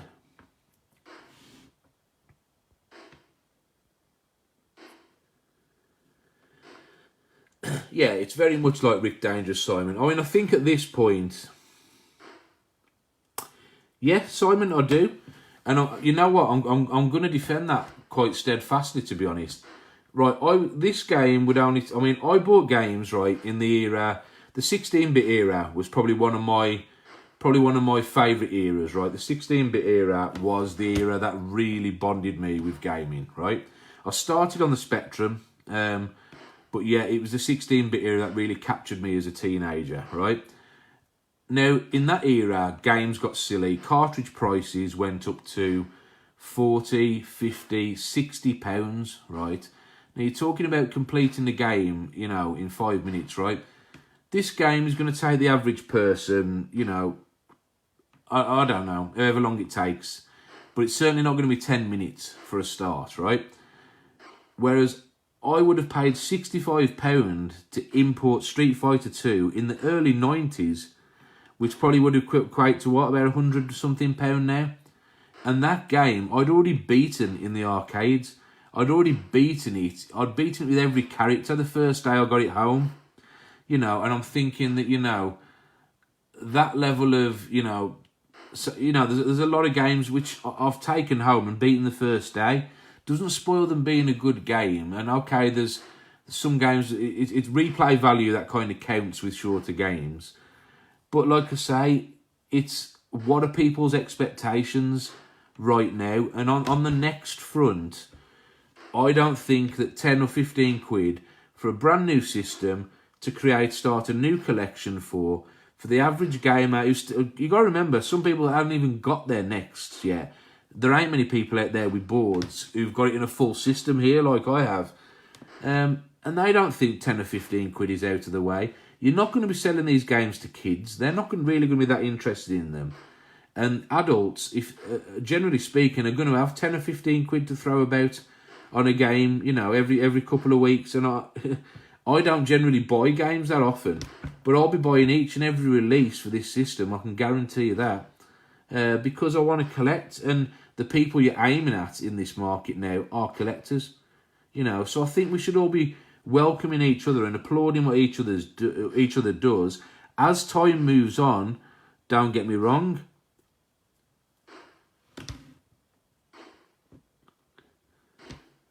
Yeah. You keep people's expectations. So people who experienced lackluster project 30 years ago aren't going to be hurried to repeat the experience now. You're wrong, Simon. You're very wrong on that one, mate. I'm sorry, but you are. I've seen people will buy Call of Duty repeatedly, right? With all the stupid hack collections and bullshit that goes with it, for 110 quid a pop from game on pre-order, wait months for it, get it home and discover it's the same shit in a different box, right? So when it comes to something that's nostalgic, right? Some people out there buy LPs. They buy LPs of shit music, and they do it for nostalgia. These games are new-ish, they're old style, but they're for a new platform. And people throwing 10 quid on a game that they find even average is not out of the way, and it is people's expectations. I hope the expectations rise, because obviously that will drive the creativity and the development forward, and it will make the games appear better as time goes on. And I'm under no misconception, guys, don't be wrong. I'm very aware that the games I've seen so far from some of the guys connected to the project, obviously several of you on here now, are much closer to what my expectations are for once the system is released, and that's where you're working towards. Yeah, exactly. Michael's just said there. Interesting debate, but at the end of the day, if people don't like it, they won't buy it. It's not like back in the 80s where you're protecting your birthday money for, £8 as there was no internet to review it. And I applaud Adrian for attempting this. He'll get better with experience. No, see, Simon, that's the thing. See, I think that this is where I think that you guys' outlook on the whole next is very skewed from what Joe Average is expecting. I've just bought, right. I've just bought in there, right. I've just bought a Neo Geo CDZ, right. Neo Geo CDZ, not cheap. I've already got a Neo Geo AES, a Neo Geo CD, and 2 Neo Geo arcade machines, right? I've been told that the CDZ is a piece of shit, right? It's built like crap. I'm not expecting much for it. It still has all the flaws of the Neo Geo CD, and I've just paid £350 for it. So when you talk, people who are buying these games are still in that nostalgia frame of mind. In time, you are perfectly right. In 6 months, once that next drops, and once the next production run is in production, right, I will no doubt in 6-12 months, people's expectations will go probably through the roof. And once the demo scene, as everyone start getting hold of it and doing all kinds of fancy things that then make their way into games, if Jim starts doing fancy shit like he did with the ZX81, and Jim and creates Dragon's Lair for, the next, which has got full colour FMV. Someone drops a first-person shooter like Doom on this system. That is really going to blow people away. But what I'm talking about is right now, well, from a business acumen point of view, it makes sense for somebody out there to be doing it. And isn't it good, really, that if those aren't your expectations, that you're doing it? People are saying that they're loving this. You're not loving it, but people out there are saying that they're loving these games. There's a load of guys on here, names you won't recognise, and they're saying they're loving this game. There's a lot of people out there singing the praises, and I do happen to know the sales figures for these games. And like I say, so far, there's what, 4,000 necks been pre-sold, and the sales figures on these games so far is that 1 in 4 person who's bought a Next basically has ordered one of these games, and all they've had to go off for some of the games that people are trying to push is 2 minutes under the thumb at an event or a few screenshots. I'm giving full gameplay of these games, so I'm showing it kind of warts and all, and people are still loving it. So there's got to be something in it, Yeah. But yeah, I am fully with you guys, Simon, Mike. I'm fully with you guys in that. Yeah, expectations will change, and in time, people won't pay for it. When I had my NES back in the day, right, I'd happily have dropped £40 on Super Mario Brothers when it first came out. By the time Super Mario 3 dropped at the end of its life, you showed me Super Mario Brothers, I wouldn't have given you £2 for it. You gave me some of the early black box titles for it, I wouldn't have even given them a second look. I'd have said, how could you ever have sold those at full price?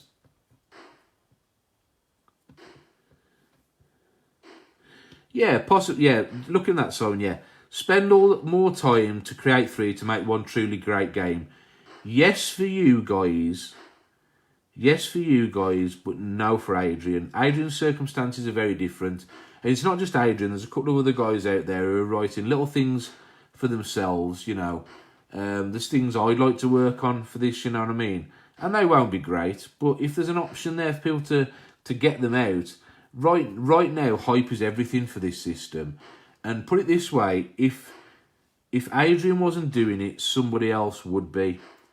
And it's good. It stands well for you guys because right now there's not a lot being shown in the terms of like games and stuff, right? And if people weren't seeing full physical games like this coming out, which are, in your words, crap, in the words of most people who are viewing them, anywhere from mediocre to top end, you know, okay, it might be erroneous, but, you know, those are people's opinions, then at least that is capturing people. People have been watching my videos, mate, and they have been entirely captivated by these. A lot of people jumping on now saying, never heard of the next, didn't know this was coming on, oh, heard of it, I thought it was another Vega. And people have seen these games, which are very early, and I still think very good, and they're captivated by them. So yeah, in 6 months' time, what you're saying is totally true, but right now, somebody needs to be out there showing that the next is a new system, showing new games, and getting them out there. And if it's not something that fits your criteria, then let someone like Adrian do it, and let him have his moment. You know, it may transpire that future releases don't come off as well, and I may be reviewing some of Adrian's games further down the line and say, well, it's not as good as how I first saw it. You know, and that may well be the case. You know, I'm anticipating it will be, and but right now it is all that is needed, and the games are very playable. And for me, who managed to get a next early, I've got full playable games, whereas many people, you know, are still dropping out demos and things like that. I've got full playable games for an unreleased system, and I think that's awesome. You know, it means that when the system finally drops, okay, we're talking worlds apart here, but like when the Sega Saturn dropped, right, and it only had something like 5 titles out for it, you know, people were like, what the fucking hell's going on? You know what I mean? There should be tons of support behind this. We should be seeing the best of the system straight away, and they weren't there, and what happened? People lost interest, whereas Sony were putting out demos of a frigging dinosaur walking around. They were putting out mediocre 3D fighting games that controlled like absolute crap, but people loved them, and that was because the expectations were very different at that point, and it was the proliferation that helped build the system. Yeah, I am paraphrasing a tad there, Simon, but yeah, it is. Yeah, I say people dropping out demos. I'm not stabbing at anybody in particular, because I love all the demos that I've seen so far. But what I'm saying is, if Adrian wasn't doing these, what would really be there right now? There would only be suggestion and expectation. And as we've learned with a certain other Spectrum project, if you don't give people the meat very early on, and you don't have something solid and concrete to show, people will get suspicious, they'll get very wary, and it, to be honest, it could end up making something look very elitist. Yeah, there we go. To put 18 months of hard daily work to produce a perfect game, but the machine is still not here, and so is the consumer market. I think what Joe's trying to say there is that it's all well and good putting your heart and soul into a game, but, you know, people are anticipating the system now, and if there was nothing to show ready to play when it arrives, people by now would start to be getting mad and probably losing a little bit of interest. Yeah. So, you know, yeah, there's different opinions on it, guys. And to be honest, I do welcome the discussion, because it's something I've thought about a lot since I've been talking about the next, and it's something that, you know, I've been pondering over a lot. But yeah, I totally get what's going on, and I do have the advantage that I'm very much on the other side of the fence, in that I'm not connected to the industry. Okay, the only connection I've got is that I know a lot of you guys, and that I organise events and speak to you all. I'm still very much a consumer, and I'm only on the consumer side of things. And when it comes to the next, that's what the next is to me. And I'm just trying to convey what people are thinking. Whether you think that's right or not, from a business point of view, and let's face it, you guys are obviously wanting to sell your games. Adrian's been very smart with what he's done, and it hasn't gone down bad with anybody, and his games are very playable. I'm not fluffing them up. My opinion of them may change in 12 months' time, but right now I see what they're trying to do, and I'm finding them very enjoyable. If I turned it on and I couldn't, and I've got Rick here, and I couldn't control him, right, or my joystick was broken, or there was glitches coming out the walls, I'd be pissed, right? I really would be pissed. But the game, it's an game, it's a game. And right now, that is what people's expectations are. And it's cutesy, and it looks nice on screenshots, and it's quite fun to play. I've had the other YamYam round, I've had Aaron round. He's quite enjoyed it. My older brother who got me onto Spectrum, he can't wait for his next. And when he does, he's played these games. He said he's psyched to see what's coming out. And you know what? I'm really looking forward to your guys' games. And to be fair, Adrian was singing all of your guys' praises. And I think, as from a community aspect point of view, I think everybody would really love to see the devs all supporting each other and working together to promote each other when it comes to this next. This next embodies a lot of what the 80s and the home computer boom was. And I think that if you listen to people and you all club together and keep that spirit, people are going to receive what you're doing a lot better and understand a lot more the intricacies of what's gone into your games being longer developed, having the small teams involved. And you know what? People are psyched for your games, guys. I'm psyched to see Monkey McGee. I'm hoping to see my first real taste of that very soon. I've played Warhawk. I love that game. And Baggers in Space, so far, is probably the pinnacle of the games being made for it. And that's because it's so close. Again, you talk about being inspired by, to the layman, first looking at it, it's Jetpack. And what better basis have you got than Jetpack, It's a perfect game. And I think they will outshine some of these titles. But what I know is that, I've kind of swayed off a little bit here, but this game, as part of a trilogy, it's a perfect start for the next. And I'm very pleased with it. And there's a lot of people watching this stream, going to watch it after, going to comment. It's opened up quite a lot of debate, actually. And I think they're all going to say the same thing, that they like what they're seeing. They're going to enjoy getting these games for themselves. And regardless of how much of the game I've shown or I'm not going to show, they're still going to want to get it, give it a try for themselves. They'll form their own opinion. I'm sure they'll enjoy playing them as much as I have. I was playing this for 3-4 hours solid last night. I haven't played a game for that length of time for a while because I don't get much chance these days. But if nothing else than for the nostalgia hit, and because I do like the way it's put together, I like this game. I like it a lot. And I think there's a lot of guys out here going to do it. So, give Adrian his due for what he's done. Continue your development and show us what can be done with a lot more, time and investigation, by all means. But, try and support the guy, I ain't saying you've got to be his biggest fan, but what I'm saying is you should be supporting what he's trying to do for the next and for the people out there. This stuff is not shovelware. These are perfectly decent, playable games that I'd be happy to play, whoever created them. If he's been developing since 1986, so be it. It wouldn't matter if he'd been developing for 2 minutes. I like the game. And I like a lot of what's being done besides this. And I think that everyone should be supporting each other at this point in the game.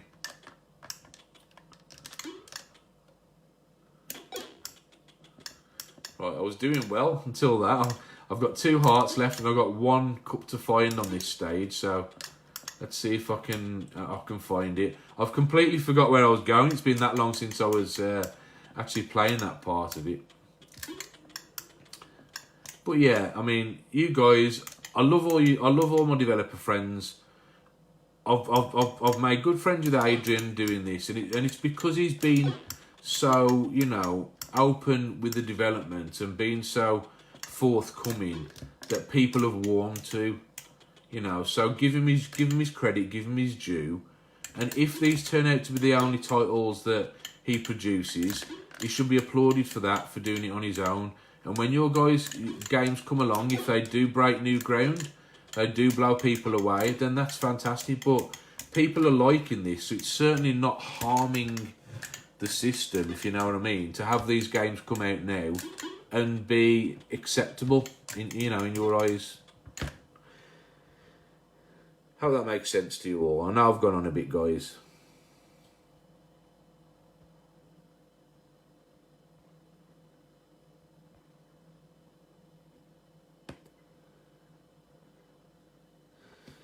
Yeah, Mike, you're probably right. I'm just reading back some of your comments there, guys. There probably is finer points, but then again, you could probably go back and nitpick some of your own games and think, well, I could have done that a little bit better. I think there's always time and ways to do that. But again, you know, he had a goal to get the games out by Christmas. It's his own deadline that he's set. And, you know, he's going to have done that, and I think that's pretty cool. And the game is fine. There's nothing wrong with the game. Like I say, it'll be to your taste or it won't, but what I know is that people are absolutely fine with what they're seeing here. And in time, you know, maybe he'll learn to regret that. I mean, at the end of the day, the beauty of this, we're not stuck to tape duplication days anymore. If he wanted to come back and revisit these games, add more stages, do bug fixes, add more content, then he's perfectly capable of doing that, because you've got flash storage, so you're not constrained by that. He could do things remotely. He could do them, you know, a million ways he could do it, really. And I think any of you could, you know, introduce a sequel or, you know, any kind of upgrades and things like that. So it's not like you're bound by those constraints. And everyone sings the praises of DLC these days for being able to do bug fixes and things like that. There is an option there for people, so fair play. And there's stage 2 done. All the distractions didn't take me away from it. So...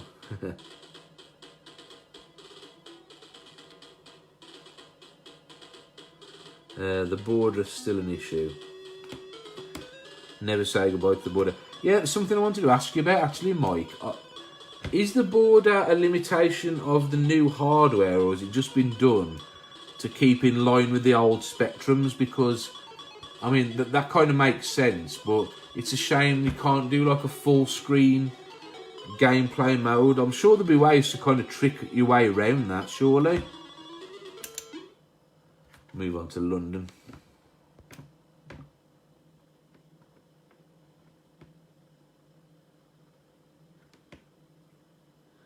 Border white.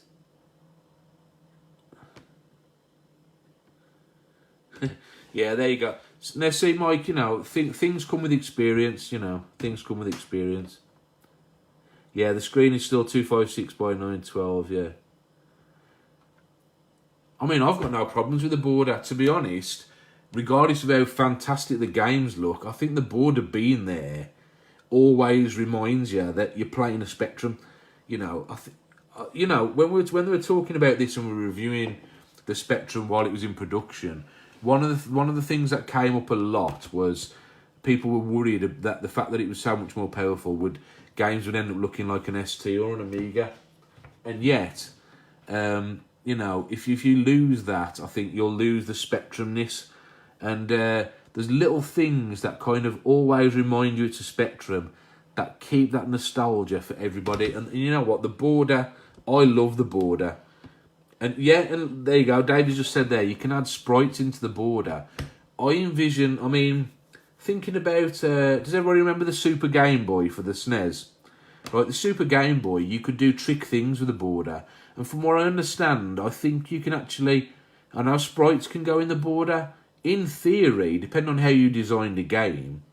But you could do something similar to a Super Game Boy, I would imagine, in which using sprites, because sprites can be of any certain definition, you could create an extended non-playable playfield by using sprites around that section to make it appear bigger. You know, you think about a game like Angry Blouters, like we were just discussing. There's not too many sprites on screen at any one time for that. So, you know, I'm thinking maybe there'd be a way of using sprites, making it so it looks like the edge of the playfield, you know, maybe just a brick wall effect could be kind of put into that space, if you know what I mean, and kind of expand the edge of the screen slightly.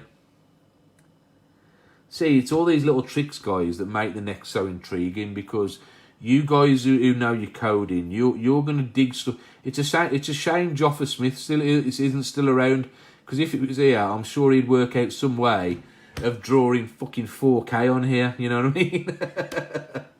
You know what I mean? I'm sure you guys will work out in time. And again, this is where the collaboration comes, guys. I'm sure you guys will work out ways of obviously being able to do things with that border space, being able to do clever things using interrupts and sprites and things like that to draw more on screen than is possible. You know, and if depending on the style of game you do, if you base it entirely around that mechanism, you could create some really interesting looking games. And these are the things, you know, we're talking about expectations.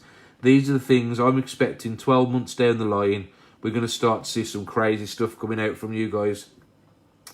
And it'll be you guys I'll be looking to, the more experienced ones.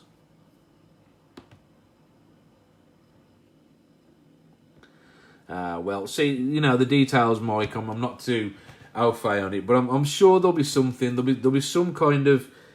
It was once thought, you know, man couldn't land on the moon. And then, of course, we did. Or it was a conspiracy, whichever side of the fence you sit on that one. There's going to be ways of doing things, you know. Maybe not for common practice, but at least for the sake of demos and things like that. And I think that's really cool. I'm looking forward to see what new ground you guys break on that front. But anyway, that is Montana Mike. I've gone on a little bit anyway, but yeah, we're moving into level 3 now. I don't want to show too much more of the game because I've showed you enough so far as it is.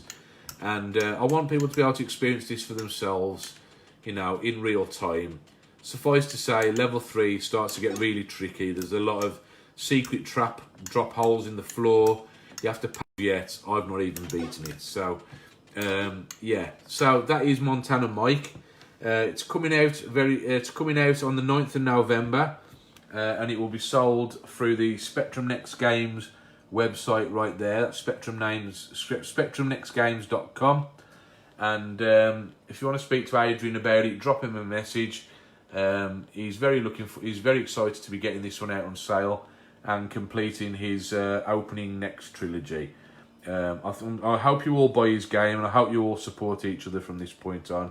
But yeah, Montana Mike, very happy with it. I like the way it's packaged. I like the funky little things, you know, that you get with it. It just adds to that experience, if you know what I mean. And yeah, I think Montana Mike, I think of the 3 that have been produced so far, this is probably joint favourite with Dungeonette. So yeah, Montana Mike, cool little platforming game if that's your kind of thing, and I hope you all go out and buy it. I think it's coming at $14.95 plus I think £3 postage in the UK, and there'll be a limited number available to start with. And the first, I think it's 150 people will get the badge as well as the map inside the game. So yeah, go out and buy Montana Mike. Cool little game. I'm a big fan. And before long, you'll all be able to play them on your next if everything goes to plan. Now, the one other thing obviously I wanted to talk about is kind of following on from that. And people were talking about value for money. Even though we're only so near down the line, this is the next thing to be coming out from Adrian. This is the gold compilation. Now, the reason this is important is because it's priced far cheaper than buying the first 3 games individually. So when we were talking earlier about value for money on games, you know, some of these games may be quite short for some people. This gives you great value. 3 games in one cartridge, one card. I keep saying cartridge because that's how they kind of run. And you can select from them from the title screen. And in this, you still get the... Let's pop this open. you still get the map bundled in there as well for Montana Mike. So I think that's pretty cool. This will be out again on the 9th of November as well at the same price. And if you haven't been able to get hold of the first ones yet, there is additional runs coming of the first 2 games if you want to get them as a collector. But if you're just jumping into it, and if, as we've discussed, you see these games as maybe a little bit simplistic or shorter, and you want great value for money, get the gold compilation, get all 3 games in one section. You can also get these, you can't get this on digital download, this is a physical copy only, but all the original games you can get as a digital download for £4.95 straight from the Spectrum Next website. So, you know, £5, perfectly fine for a cool new game for the Spectrum Next.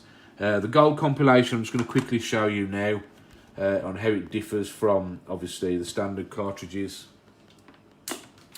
Power that down, pop out the card. There is the card, by the way. You see that? These nice little blue cards. I think they're quite cool, actually. And there is the gold compilation. Bang it into the side. So I'm really happy now that these do actually self-boot.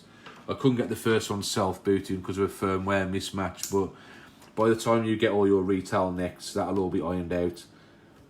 And you'll see this time that when we load this cartridge up, once it goes through the BIOS screens,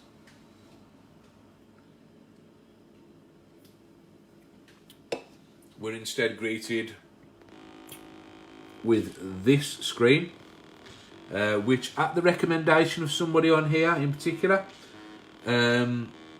you can basically pick your game from here, just press the key on the keyboard for the game you want to play, and you can play any of the first 3 titles. This, if you're a collector, you know, you might want to get the individual games, but this represents great value for money because you're getting all 3 games on one cartridge, conveniently done like that. So it's easy to swap out with your normal operating system SD if you want to, or having a secondary slot. And you're getting 3 great games pretty much for the price of 1. So we'll just load up Dungeonette there. And of course, instant load straight into the game. And the way they're all presented is identical, so...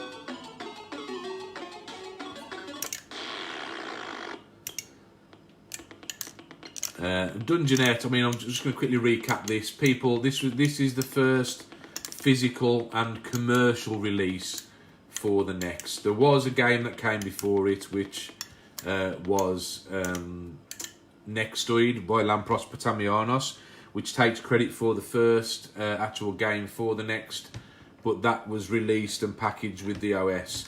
This is the first commercially released game. And for anybody who loved Attic Attack or Night Lore and things like that, this game should be right up your alley. This is one that really captured the Next for me because it's got that Next feel, Next sound effects, Next kind of animation, everything. But obviously it's got the more modern Next graphics.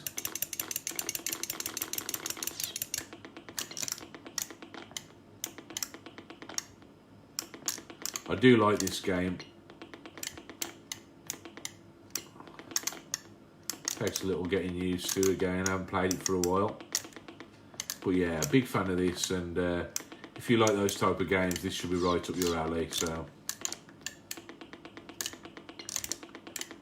basically a dungeon crawler game just like those. You've got to find your way to the exit, collect the right keys to the right doors, and there are some like boss fight sections that raise the challenge on each stage. Each of the dungeons gets larger. Pretty cool little game. The other game on this compilation, of course, is Delta Star Earth Defense, which is a space shooter kind of game.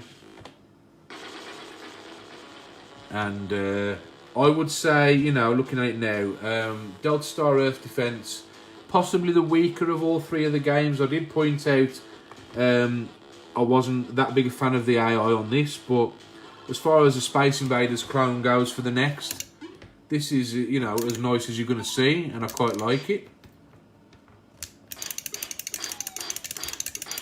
Well, I'll say Space Invaders, actually close to Galaxians, but yeah, so if you like your Space Invaders, you like your vertical shooters like Galaxians and Galaga, this should be right up your alley.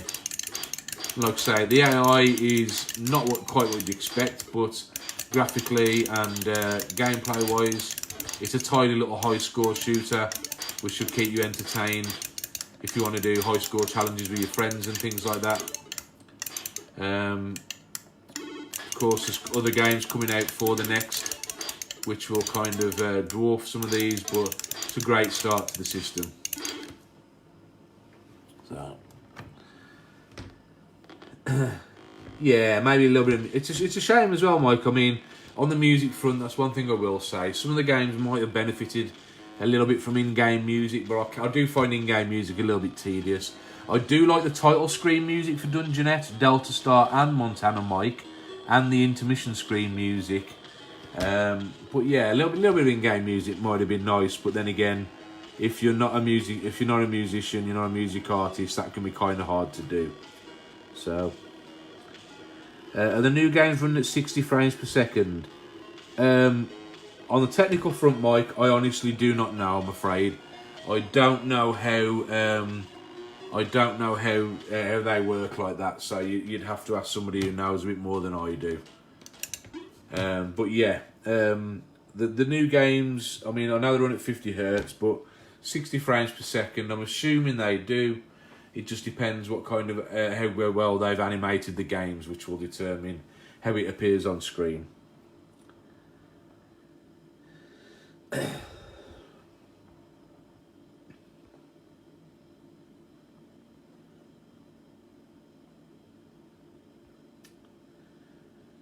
Yeah, there you go. Looking back, once the core is final, there will be ways to make most of it and find ways to find coding tricks to expose in it. And yeah, I think in time, guys, I'm not going to switch back to my camera because you said that you can't hear me. So I'm going to try and do it this way and hope you can see my ugly mush. I can't see you now because I've turned my phone physically all the way around. But yeah, as far as the next goes, I'm really excited to see what's coming up. So far, I've covered a multitude of games for this. I've covered all three of Adrian's first titles from Spectrum Next Games. I've covered, I've covered Warhawk from Michael Flashware and Jim Bagley. I've covered Baggage in Space from Michael Flashware and Jim Bagley. I've covered Angry Blouters from Lampros Potamianos, and I've covered the Hollow Earth. Is it the Hollow Earth Theory? I want to call it. I always get confused with the title of that one for some reason. The Hollow Earth Theory from Lampros Potamianos. I've covered that. A lot of games there not come out yet. They're shaping up to be something brilliant. I've loved seeing things like Mike Daly's has done a fantastic Lemmings demo. I would love to be able to get my hands on that and give that a try. I also know he's working on I'm trying to think of the name of the game, some kind of box shifting game which looks quite interesting. I'd love to be able to cover that. Mike, if you're still watching or you watch this back, I'd love to hear from you, mate, and I'd love to cover that on here. And then obviously I've spoken to Mr. Butler and John McManus. We might be seeing a bit of coverage of Monkey McGee next on here. So anybody who didn't manage to catch its first appearance in Blackpool last weekend, I'll hopefully be covering that in an upcoming video very soon. And with any luck, I'll be able to have quite a good playthrough on that one. I'm looking forward to that one, and I know there's a couple of other titles in production from those guys, so really looking forward to playing those. But yes, the Spectrum Next Games trilogy of Dungeonette, Delta Star, Earth Defense, and Montana Mike. I do like them. I think they're great ways to start off the system. And I hope you go out and buy them for sure.